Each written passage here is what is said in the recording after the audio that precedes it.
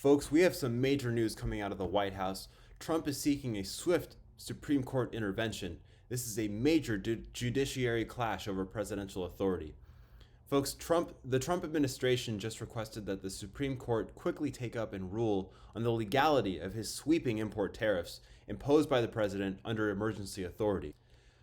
This move follows a federal appeals court ruling that found tariffs exceeded the president's constitutional authority. The administration stressed that a prompt decision is vital to stabilizing U.S. trade negotiations and preserving executive discretion over trade policy. The core of the dispute lies in the interpretation of the International Emergency Powers Act, a law designed to grant the president limited authority to act in times of severe national emergency. Courts, however, have pushed back, determining that economic woes like trade deficits don't meet this high threshold. In one case, the VOS Selections Inc. versus Trump challenged tariffs known as Liberation Day tariffs. The Court of International Trade ruled that these tariffs were unauthorized under this law, and the Federal Circuit later upheld that decision. So here's what's at stake beyond the tariffs. So beyond the monetary impact, this legal battle centers on the scope and limits of presidential authority. If the Supreme Court rejects the administration's appeal, it could curb executive empowerment in trade, reinforcing congressional control over import tariffs, historic territory lying squarely in the legislative domain.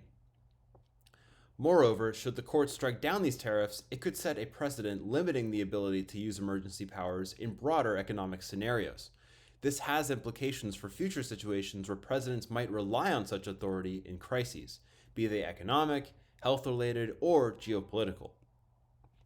Now, while awaiting the Supreme Court decision, tariffs remain enforceable but increasingly controversial, already casting shadows over international trade negotiations and fueling economic uncertainty. And analysts and government officials warn that delay may hamper U.S. negotiating positions and create instability in global markets.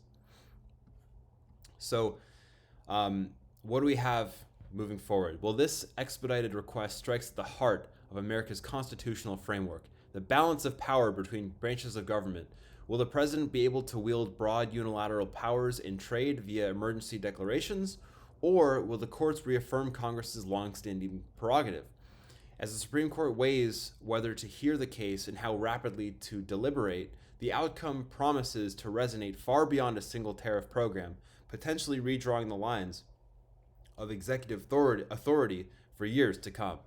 That's all for now, folks.